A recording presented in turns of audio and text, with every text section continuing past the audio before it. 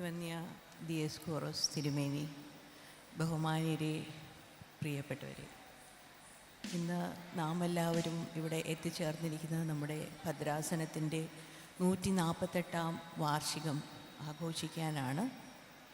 ഇങ്ങനെ ഈ ഒരു അവസരത്തിൽ ഇത്രയും അതിമനോഹരമായി സെറ്റ് ചെയ്ത 150-ാം വർഷത്തിൻ്റെ പടിവാതിക്കൽ എത്തി നിൽക്കുന്ന നമുക്ക് ഇത്രയും അതിമനോഹരമായ ഒരു പരിപാടി സെറ്റ് ചെയ്തിരിക്കുന്ന ഈ അവസരത്തിൽ എന്നെ ഈ കലാപരിപാടി ഉദ്ഘാടനം ചെയ്യാൻ ക്ഷണിച്ച അഭിമന്യ ദിയസ്കോറോസ് തിരുമേനി, ഭദ്രാസന സെക്രട്ടറി സക്രിയാച്ചൻ, മറ്റ് ഭദ്രാസന ഭാരവാഹികളോടുള്ള നന്ദി ആദ്യം തന്നെ ഞാൻ അറിയിക്കട്ടെ. ഭദ്രാസനത്തെ, നമ്മുടെ കോട്ടയം ഭദ്രാസനത്തെ പറ്റി പറയുമ്പോൾ, കോട്ടയം ഭദ്രാസനം സഭയിലെ തന്നെ നമ്മുടെ പ്രഥമ ഭദ്രാസനങ്ങളിൽ ഒന്നാണ്. കോട്ടയം ചെറിയ പള്ളിയും മറ്റ് 20 പള്ളികളുമായി ചേർന്ന് തുടങ്ങിയ നമ്മുടെ ഈ ഭദ്രാസനം നമ്മുടെ സഭയിലെ തന്നെ ഏറ്റവും പ്രഗത്ഭമായ, ഏറ്റവും വലിയ ഭദ്രാസനങ്ങളിൽ ഒന്നായി ചേർന്നിരിക്കുന്ന നമുക്ക് ഏവർക്കും അഭിമാനകരമായ കാര്യമാണ്. കടവിൽ പൗലോസ് മാർ അത്താനാസ്യൂസ് തിരുമേനി മുതൽ ഡോക്ടർ യുഹാനോൻ മാർ ദിയസ്കോറോസ് തിരുമേനി വരെ, മാത്യൂസ് മാർ ഇവാനോസ് തിരുമേനി, ഗീവർഗീസ് മാർ ഇവാനോസ് തിരുമേനി തുടങ്ങിയ തിരുമേനിമാരുടെ നേതൃപാഠവും പ്രാർത്ഥനാപൂർവ്വമുള്ള നേതൃപാഠവുമാണ് നമ്മളെ ഇത്രയും അഭിമാനകരമായ ഈ നിമിഷത്തിൽ എത്തിച്ചേർന്നിരിക്കുന്നത്.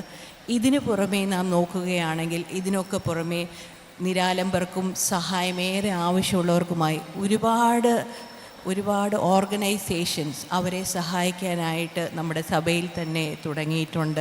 ഇവയിൽ പലതിലും എനിക്ക് തന്നെ നേരിട്ട് പോകാനും അവിടുത്തെ പ്രവർത്തനങ്ങൾ മനസ്സിലാക്കാനും സാധിച്ചിട്ടുണ്ട്. അത് ഞാൻ എൻ്റെ ഏറ്റവും വലിയ ഭാഗ്യമായി കാണുകയാണ്. 1929 മുതൽ നമ്മുടെ ഭദ്രാസനത്തിൻ്റെ ആസ്ഥാനം ഈ പാമ്പാടി ദേറയാണ്. പാമ്പാടി ദേറായെ പറ്റി പറയുമ്പോൾ, എൻ്റെ ചെറുപ്പകാലം മുതൽ എനിക്ക് ഏറ്റവും അടുപ്പമുള്ള, എനിക്കും എൻ്റെ കുടുംബത്തിനും എൻ്റെ അപ്പയ്ക്ക് പ്രത്യേകിച്ച് ഇവിടെയുള്ള ഒരടുപ്പം വളരെയേറെയാണ് റമ്പാച്ചനുമായിട്ടുള്ള ബന്ധം. ഏതൊരു ദുഃഖഘട്ടത്തിലോ ഒരു വേദനയുടെ അവസരത്തിലോ ഓടിച്ചെല്ലാവുന്ന സ്ഥലങ്ങളാണ് പുതുപ്പള്ളി പള്ളിയും പാമ്പാടി പള്ളിയും. അന്ന് റമ്പാച്ചൻ്റെ കാലശേഷവും മാത്യൂസ് റമ്പാച്ചനുമായിട്ടുള്ള ബന്ധം അതേ ഊഷ്മളതയിൽ കാത്തു സൂക്ഷിച്ചു പോരുന്നു. ഇന്ന് എന്നെ ഇവിടെ ക്ഷണിച്ചിരിക്കുന്ന നമ്മുടെ ഈ ഭദ്രാസന ദിനത്തോടനുബന്ധിച്ചുള്ള കലാപരിപാടികൾ ഉദ്ഘാടനം ചെയ്യാനാണ്. കലയെപ്പറ്റി പറയുകയാണെങ്കിൽ, നാം എല്ലാവരുടെയും ഉള്ളിൽ ഓരോ കലയുണ്ട്. ഞാനും കലയെ എനിക്ക് ഇഷ്ടപ്പെടുന്ന ഒരു വ്യക്തിയാണ്. എനിക്ക് തന്നെ കലയോട് താല്പര്യമുണ്ട്. ചെറിയൊരു കലാകാരിയാണ്. കല കൊണ്ട് നമുക്ക് സമൂഹത്തിനും നമ്മുടെ സഭയ്ക്കും എന്ത് നന്മ നമുക്ക് ചെയ്യാൻ പറ്റും. എനിക്കൊരു ചെറിയ സംഘടനയുണ്ട്, സംഗീത കൂട്ടായ്മ. അതുവഴി സാന്ത്വനം, ആവശ്യമുള്ളവർക്ക് സാന്ത്വനം എത്തിക്കുക എന്നൊരു ആശയത്തോടും കൂടി തുടങ്ങിയതാണ്. നമ്മൾ ആരാണെങ്കിലും നമുക്ക് എന്ത് പ്രവൃത്തി ചെയ്താലും, കല ചെയ്യുകയാണെങ്കിലും അത് എങ്ങനെ സമൂഹ നന്മ, മറ്റൊരാൾക്ക് വേദനിക്കുന്നതിനൊരു ആശ്വാസം കൊടുക്കാം എന്നുള്ളൊരു ചിന്തയും കൂടെ അതിലേക്ക് വരുന്നത് നല്ലതാണ്. കലയെപ്പറ്റി ചെറിയ 2 ചിന്തകൾ പങ്കുവയ്ക്കാനാണ് ഞാൻ ആഗ്രഹിക്കുന്നത്. എന്താണ് കല? നമ്മുടെ മനുഷ്യരാശി തുടങ്ങിയ കാലം മുതൽ നാം നോക്കുകയാണെങ്കിൽ ഏറ്റവും നല്ല ആശയവിനിമയ ഉപാധിയാണ് കല. ഏറ്റവും ബെസ്റ്റ് കമ്മ്യൂണിക്കേഷൻ മീഡിയം എന്ന് വെച്ച് ഞാൻ ഉദ്ദേശിക്കുന്നത്, ഇപ്പോൾ ഒരു പാട്ടോ കവിതയോ പാടുകയാണെങ്കിൽ അതൊരു ആശയം നമ്മളിലേക്ക് തരാനായിരിക്കും ഉദ്ദേശിക്കുന്നത്.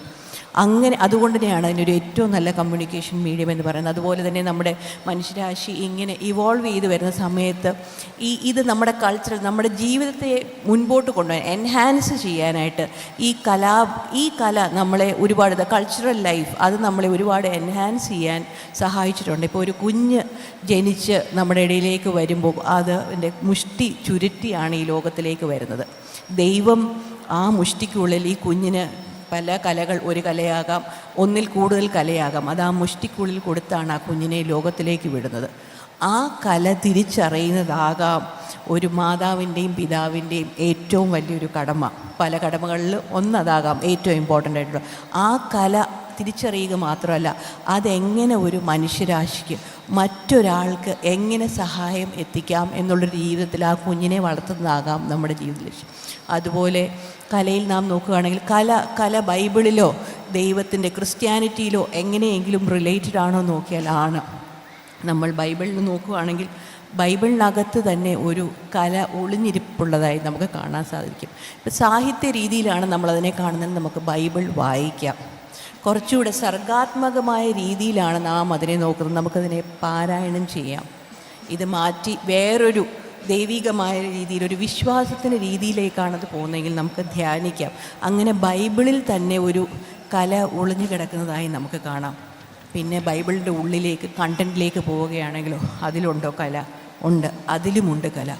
ദൈവം തന്നെയാണ് ആദ്യത്തെ ഏറ്റവും വലിയ കലാകാരൻ. നമ്മുടെ ഉൽപ്പത്തി പുസ്തകത്തിൽ നോക്കിയാൽ അതിൽ നിന്ന് തന്നെ മനസ്സിലാകും, കളിമണ്ണ് കുഴച്ചാണ് ദൈവം മനുഷ്യനെ ഉണ്ടാക്കിയത്. അത് തന്നെയാണ് ഏറ്റവും വലിയ കല. ഏദനിലെ കലാകാരനാണ് ദൈവം. പിന്നെ നമ്മൾ ദൈവമക്കളിലേക്ക് പോവുകയാണെങ്കിൽ അവിടെയും നമുക്ക് കാണാൻ കല. ഇസ്രായേലിയർ ദൈവത്തെ പാട്ടുപാടി സ്തുതിച്ചു, ആരാധിച്ചു എന്നാണ് നമുക്ക് കാണാൻ സാധിക്കുന്നത്. അതുമാത്രമല്ല, അവർ പല ഇൻസ്ട്രുമെൻസും, വീണ, കിന്നരം, തമ്പുരു തുടങ്ങിയ ഇൻസ്ട്രുമെൻസും വായിച്ചു ദൈവത്തെ ആരാധിച്ചു എന്ന് കാണാം. ചിന്തിക്കാനുള്ള കഴിവും സംഗീതവുമായിരിക്കാം മനുഷ്യനെ മൃഗങ്ങളിൽ നിന്ന് വേർതിരിക്കുന്നത്. അങ്ങനെ നോക്കുമ്പോൾ കല ഏത് രീതിയിലും ബൈബിളിലുണ്ട്. ദൈവം തന്നെ കലാകാരനാണ്, ദൈവമക്കളും കലാകാരാണ്. അത് തന്നാണ് ദൈവം മനുഷ്യരെ ഈ ലോകത്തിലേക്ക് അയച്ചിരിക്കുന്നത്. ഇതിനു പുറമെ കലയും പാട്ടും സംഗീതവും ഇതൊക്കെ ഒരു വാക്ക് കൊണ്ടാണ് നമ്മൾ ചെയ്തത്. നൃത്തത്തിലേക്ക് വരുമ്പം യാതൊരു വിധമായ അങ്ങനെ വാക്കുകളുമില്ലാത്ത ഏറ്റവും മനോഹരമായ മറ്റൊരു കലാരൂപമാണ് നൃത്തം.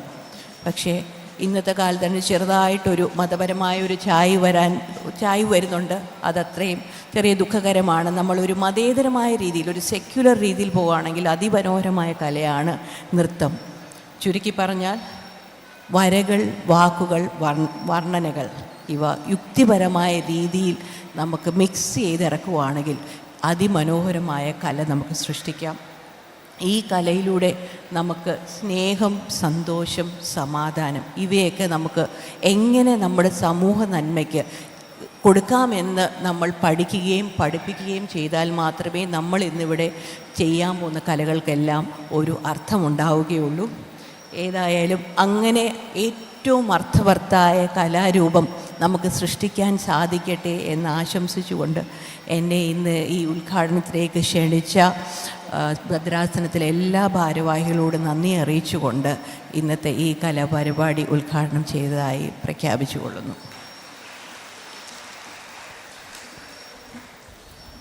കോട്ടയം മെത്രാസന ദിനത്തോടനുബന്ധിച്ച് നടക്കുന്ന വിവിധ ആത്മീയ സംഘടനകളുടെ കൾച്ചറൽ പ്രോഗ്രാമുകളുടെ ഉദ്ഘാടന കർമ്മം നിർവഹിച്ച പ്രിയപ്പെട്ട മറിയമ്മനോടുള്ള നന്ദി ഈ അവസരത്തിൽ രേഖപ്പെടുത്തുന്നു.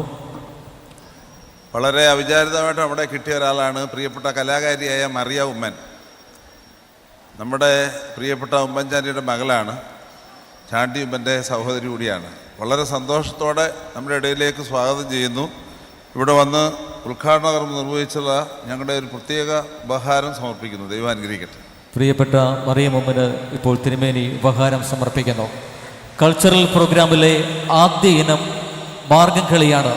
കോട്ടയം വനിതാ സമാജം സെൻറ് തോമസ് പള്ളി മീനിടത്തിൻ്റെ നേതൃത്വത്തിലുള്ള മാർഗം കളിക്കായി ഒരുങ്ങി വന്നിരിക്കുന്നവർ ഈ വേദിയിലേക്ക് എത്രയും വേഗം എത്തിച്ചേരണമെന്ന് ഓർമ്മിപ്പിക്കുകയാണ്.